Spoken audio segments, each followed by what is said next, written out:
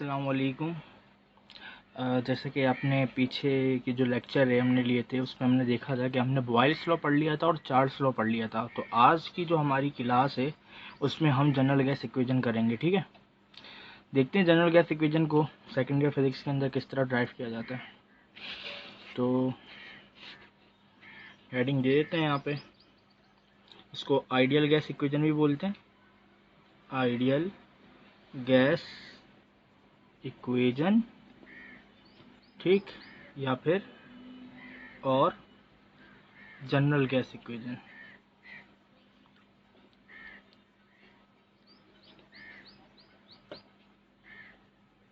ठीक है, क्या करना है इसके अंदर, सबसे पहले इसका इंट्रोडक्शन हो जाए। इंट्रोडक्शन की हेडिंग दी और इंट्रोडक्शन के अंदर हमने बताना है ये कि ये इसके अंदर हमारे पास कौन कौन से स्टेट वेरिएबल होते हैं जिनके दरमियान ये आइडियल गैस इक्वेशन क्या होती है, ड्राइव होती है। और एक और बात याद रहे कि इसका नाम ही आइडियल गैस इक्वेशन है, तो इसके अंदर जो गैस यूज की जाती है वो आइडियल गैस होती है। आइडियल गैस क्या है, हमारे पास जो ऑल टेम्परेचर और प्रेशर पे हमारे पास तमाम गैस लॉस को ओबे करे उसको हम आइडियल गैस बोलते हैं। ठीक है, तो अभी हम क्या करने लगे, इंट्रोडक्शन लिखते हैं। द मैथमेटिकल रिलेशन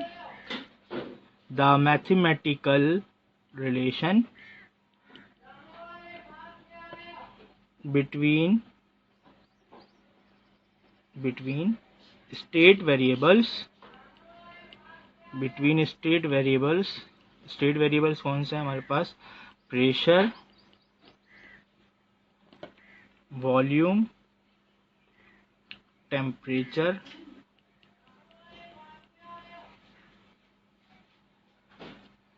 ठीक, प्रेशर, वॉल्यूम, टेम्परेचर, हमारे पास ये जो स्टेट वेरिएबल्स हैं इनके दरमियान हमारे पास जो इक्वेशन होती है वो हमारे पास आइडियल गैस या जनरल गैस इक्वेशन होती है। तो वर्डिंग है the mathematical relation between state variable like pressure, volume, temperature, और एक और होता है मास, जिसको हम गैस के मास की बात कर रहे हैं, यानी नंबर ऑफ मोल्स, ब्रैकेट में लिखेंगे नंबर ऑफ मोल्स, ठीक, कॉल्ड आइडियल गैस इक्वेशन या जनरल गैस इक्वेशन। अब ये तो खैर इसका इंट्रोडक्शन हो गया। अब इसमें हम मैथमेटिकल रिलेशन देखते हैं। इसका हेडिंग आ जाएगी मैथमेटिकल एक्सप्रेशन की।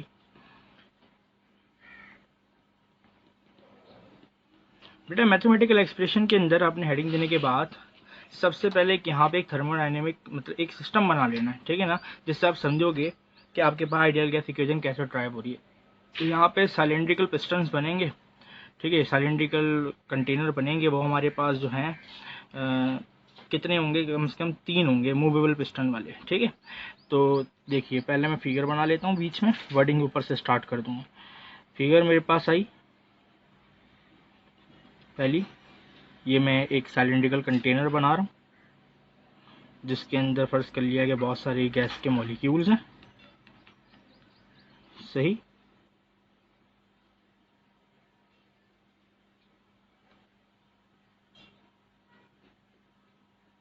ठीक है, बहुत सारे मॉलिक्यूल्स हैं। इसका प्रेशर मेरे पास फर्ज कर लेते हैं कि इस वक्त अभी P1 है, और वॉल्यूम इसका इनिशियली गैस का V1 है, और ये टेम्परेचर जो इनिशियली वो T1 है। ठीक है भाई, सबसे पहले याद रखो अगर आइडियल गैस इक्वेशन ड्राइव करनी है तो इसके अंदर आपके पास अप्लाई होगा सबसे पहले बॉयल्स लॉ, फिर उसके बाद अप्लाई होगा चार्ल्स लॉ। ये याद रहे, ये T1 है, ठीक है, ये 2 लग रहा है, ये T1 है एक्चुअली। अब देखो, जब मैं अगली कंडीशन, ये मेरे पास फर्ज कर लो कि इसका जो प्रेशर मैं इस वक्त रख रहा हूँ पहली कंडीशन में, वो कैसा रख रहा हूँ, बॉयल्स लॉ में क्या करते हैं, बॉयल्स लॉ कहता है कि प्रेशर कम करने से वॉल्यूम बढ़ता है। तो अभी प्रेशर हमें ज़्यादा दिखाना पड़ेगा।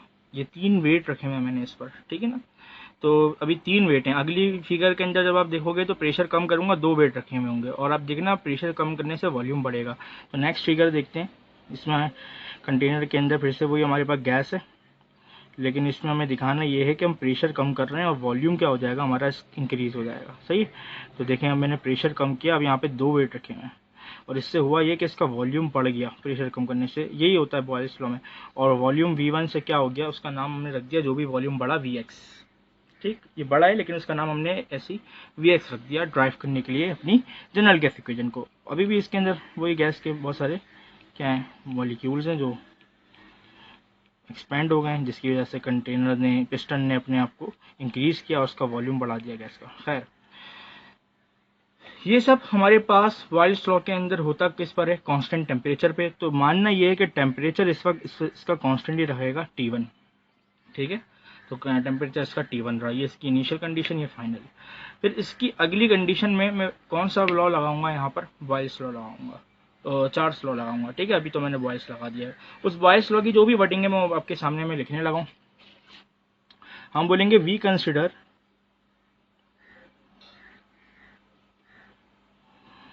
cylindrical container with ideal gas with fixed ideal gas। अच्छा, फिक्स आइडियल गैस से मुराद यहाँ पर ये विथ फिक्स्ड आइडियल गैस। ठीक है ना, फिक्स आइडियल गैस के साथ, यानी कि गैस में कोई चेंजिंग नहीं आ रही उसके मास में। ठीक है, उसके नंबर मोल फिक्स हैं, चेंज नहीं हो रहे। तो we consider cylindrical container with fix ideal gas. ठीक है ना, initially pressure P1, initially pressure P1, volume V1 and temperature क्या होगा, T1। सही है, ये बात हमने बताई। नेक्स्ट लाइन से हम ये बताएंगे, अगर हम इसका बेटा क्या करें, इंक्रीज कर दें क्या, अगर हम इसमें इंक्रीज कर दें इसका, डिक्रीज कर दें इसका क्या, प्रेशर, तो हमारे पास क्या होता है, वॉल्यूम क्या हो जाता है इसका इंक्रीज। तो हम बताएंगे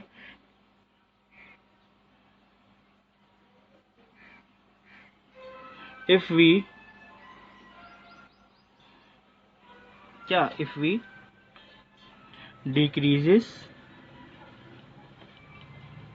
pressure P1 to pressure P2 at constant किस पर, बॉयल्स लॉ में क्या होता है, एट कांस्टेंट टेम्परेचर पर, एट कांस्टेंट टेम्परेचर, देन क्या होगा, वॉल्यूम इंक्रीजेस, वॉल्यूम इंक्रीज हो जाएगा, volume increases from V1 to V2 नहीं, क्या नाम रखा उसका वॉल्यूम का, Vx। ठीक है, वॉल्यूम V1 से कहाँ इंक्रीज हो जाएगा, Vx तक क्या हो जाएगा, इसका इंक्रीज हो जाएगा। ये बात हम इसके अंदर बताएंगे। तो फिर ठीक है, इसकी अब मैथमेटिकल एक्सप्रेशन भी देखते हैं।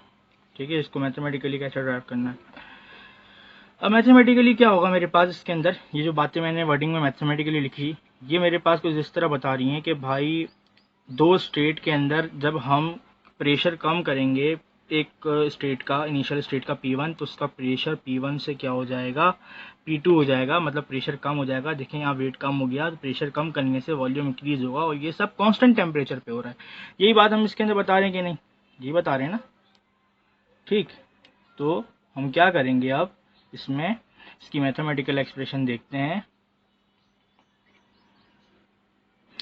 तो होगा भाई ये फॉर टू स्टेट्स के लिए, ये दो स्टेट आपके जो सामने है, हमने पढ़ा था बॉयल्स लॉ के अंदर दो स्टेट के लिए P1 V1 बराबर होता है P2 V2 के। ये कौन सा लॉ है, अकॉर्डिंग टू कौन सा लॉ अप्लाई किया हुआ मैंने इसमें, बॉयल्स लॉ। ठीक है ना, बॉयल्स लॉ अप्लाई हुआ। लेकिन यहाँ पर प्रेशर P1 है, वॉल्यूम V1 है, प्रेशर पे P2 हुआ, दूसरे स्टेट में वॉल्यूम Vx हो गया। ऐसा ही हुआ कि नहीं, और ये सब किस पे हुआ है, एट कांस्टेंट टेम्परेचर पे हुआ है। ये सब किस पे हुआ है, एट कांस्टेंट टेम्परेचर पे। सही। अब ये आपके पास जो है क्या होगा इसके अंदर, जरा गौर करिएगा। हम क्या करेंगे, जब हमने दो स्टेट के लिए देख लिया वॉल्यूम Vx, हम Vx के लिए इक्वेशन अलग करेंगे। तो हमें पता है जब Vx के लिए इक्वेशन अलग होती है तो होगी P1 V1 अपॉन क्या P2, ये अलग हो जाएगी। इसका नाम हम बेटा इक्वेशन नंबर अभी फिलहाल 1 रख देते हैं। ये हमने 2 स्टेट के लिए काम किया। अब इसकी नेक्स्ट फिगर देखो, क्योंकि मैं इसी स्टेट से अब तीसरी स्टेट के अंदर लगाऊंगा चार्ल्स लॉ। चार्ल्स लॉ में क्या होता है, टेम्परेचर याद रखना, वॉल्यूम नहीं, टेम्परेचर बढ़ाने से वॉल्यूम क्या हो जाता है, इंक्रीज। बताया था ना, क्योंकि मॉलिक्यूल्स की काइनेटिक एनर्जी बढ़ती है टेम्परेचर बढ़ने की वजह से, और वो गैस के वॉल्यूम को इंक्रीज कर देती है। ठीक है, तो क्या होगा,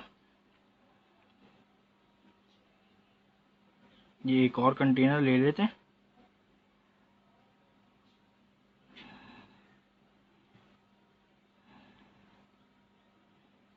वॉल्यूम मजीद इंक्रीज करके दिखाना है इसमें। और देखो वेट अभी भी मैं कांस्टेंट रख रहा हूँ, ये दो ही वेट है यहाँ पे जो मैं रख रहा हूँ, सही है। इसका मतलब ये 2 वेट रखने का, इसका प्रेशर मैं P2 ही रखूँगा कांस्टेंट, लेकिन वॉल्यूम पहले इधर था। ठीक है, अब क्या हुआ, इस पॉइंट से भी ऊपर चला गया, मतलब कि वॉल्यूम इंक्रीज हो गया, और उस वॉल्यूम Vx से कितना हो गया, मैं वॉल्यूम का नाम रख रहा हूँ, वॉल्यूम Vx से V2 हो गया। ये किस पर हुआ ये काम सब, एट कांस्टेंट प्रेशर पर, याद रहे टेम्परेचर पर नहीं। टेम्परेचर तो मैंने इंक्रीज करा है T1 से, कहाँ मॉलिक्यूल्स का T1 से प्रेशर इंक्रीज हुआ है, T2 तक इंक्रीज हुआ है क्या, इसका टेम्परेचर, ये सब एट कांस्टेंट प्रेशर पर। देखो प्रेशर मैंने P2 अगर 2 वेट रखे हुए तो अभी भी 2 वेट ही रखे हैं, टेम्परेचर बढ़ाने से वॉल्यूम इंक्रीज हुआ है। तो यहाँ का कौन एप्लीकेबल है, चार्ल्स लॉ। चार्ल्स लॉ में आगे अप्लाई करता हूँ, लेकिन उसकी भी वर्डिंग लिखी जाएगी कि if we increase temperature T1 to T2 at constant pressure, जगह कम पड़ रही है तो दूसरा पेज ले लेते हैं।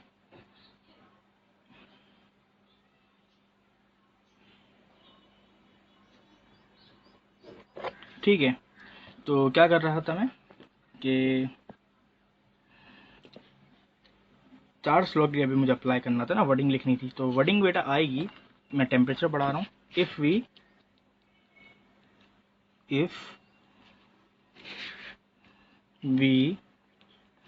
इंक्रीज, ये कंटिन्यू है, इसके नीचे से wording, increase the temperature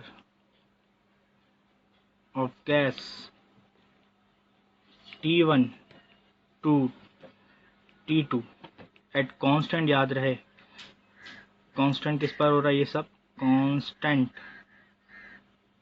at constant pressure, और वो कांस्टेंट प्रेशर है P, क्या होगा गैस का प्रेशर, यहाँ P1 से P2 हो गया था ना फाइनली, तो P2 at constant pressure P2, then volume of gas क्या होगा, volume of gas increases from V1 to V2, तो वॉल्यूम ऑफ गैस इंक्रीज हो जाएगा V1 से किस तरफ बेटा, V2 की तरफ। ठीक है, यही होगा, और V1 से नहीं होगा बल्कि Vx से होगा, क्योंकि सेकंड स्टेट में तो वॉल्यूम Vx था, तो Vx से V2 हो जाएगा। अच्छा, अब इसमें अप्लाई कर देता हूँ मैं कौन सा लॉ, अप्लाई चार्ल्स लॉ।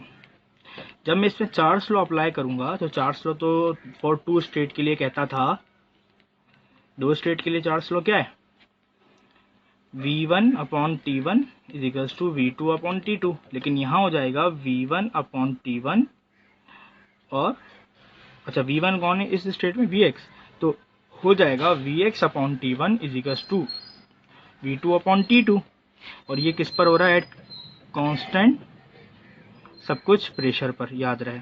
ठीक है, अब यहाँ से भी Vx की वैल्यू अलग करेंगे, तो Vx की वैल्यू करेंगे बस T1 उधर चले जाएगा, तो हो जाएगा V2 T1, और नीचे तो था ही T2, तो ये एक और इक्वेशन अलग होगी, इसका नाम हम इक्वेशन नंबर 2 रखेंगे। ठीक है, अब क्या करना है, दोनों ही Vx की इक्वेशन आई है, देखें 1b जो आई थी मेरे पास, वो जो बॉयल्स लॉ से आई थी, ठीक है ना, वो भी Vx की थी, और जो भी मेरे पास आई चार्ल्स लॉ से वो भी इस पे Vx की, तो दोनों को कंबाइन कर लेंगे बाय कंबाइनिंग 1 and 2,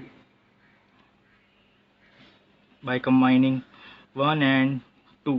जब दोनों को कंबाइन करेंगे बेटा, तो होगा ये कि इसका जो P1 V1 अपॉन P2 है, ये कंपेयरिंग हो रही है एक तरह से, ठीक, और जो इसका सेकंड इक्वेशन का V2 अपॉन T1 T2 ये कंपेयर हो जाएगा। और इसमें अब क्या करेंगे, 1 वाली स्टेट अलग करेंगे और 2 वाली स्टेट अलग करेंगे। 1 वाली स्टेट अलग करेंगे तो हो जाएगा P1 V1, ये नीचे आ जाएगा, यहाँ पे T1 मल्टीप्लाई हो रहा है, नीचे के डिवाइड, और यहाँ पर P2 डिवाइड हो रहा है उधर चले जाएगा तो हो जाएगा P2 V2 अपॉन T2। ये दो स्टेट अलग हो गई। हम बोलेंगे ये फॉर 2 स्टेट के लिए है, मगर ये हर स्टेट के लिए क्या है, कांस्टेंट है। हियर ये जो PV अपॉन T है फॉर एनी स्टेट के लिए ये कांस्टेंट रहेगा, ठीक है, अगर मैं और स्टेट भी ले लूँ। और ये जो कांस्टेंट है हम इसको फॉर एग्जांपल अब अपना जनरल गैस कांस्टेंट मान लेंगे, जो इसका रेशियो जो भी आएगा वो जनरल गैस कांस्टेंट होगा। तो देखते हैं, देखिए मैंने क्या कहा कि ये जो PV अपॉन T का जो रेशियो है सब कुछ, ये सब कांस्टेंट R के बराबर आएगा। मैं यहाँ R कंट्रोल करा रहा हूँ, क्या है यार, R is constant known as, कौन सा कांस्टेंट, यूनिवर्सल। याद रखें ये यूनिवर्सल कांस्टेंट है पूरी यूनिवर्स के लिए। तो अभी फिलहाल दो ही चीज़ें हमारे पास कांस्टेंट नजर आई हैं, एक जनरल गैस कांस्टेंट और एक ग्रेविटेशनल कांस्टेंट जो आपने फर्स्ट ईयर में पढ़ा था, Newton's law of universal gravitation constant, ठीक है। तो ये है यूनिवर्सल गैस कांस्टेंट, ठीक है। और याद रहे इसकी SI जो वैल्यू होती है वो होती है R की 8.314 जूल पर मोल डॉट केल्विन, सही। ये इसकी हमारे पास यूनिट के साथ में बता रहा हूँ। अब क्या होगा बेटा, इसके अंदर हमारे पास हम कहेंगे नाउ इक्वेशन बिकम्स, अब हमारी इक्वेशन को इस तरह भी लिखा जा सकता है जो ऊपर नजर आ रही है कि PV बराबर है P, ये वाला PV बराबर है RT के। तो ये तो एक मोल के लिए हुआ, बता देता हूँ, फॉर 1 मोल कैसे, PV इजिकल्स टू, यहाँ कुछ नहीं है तो 1 कह सकते हैं, 1 RT गैस के 1 मोल के लिए। अब अगर मैं ऐसे 2 मोल के लिए लिखना चाहूँ इसको, इस इक्वेशन को, तो ये हो जाएगा PV इजिकल्स टू 2 RT, और ऐसे 3 मोल के लिए 3 RT, और अगर ऐसे फॉर n मोल्स के लिए करना चाहूँ तो n मोल्स के लिए बेटा ये हो जाएगा PV equals to n RT, और this is called general gas equation या आइडियल गैस इक्वेशन, ठीक है क्लास। तो तक इतना ही, थैंक यू।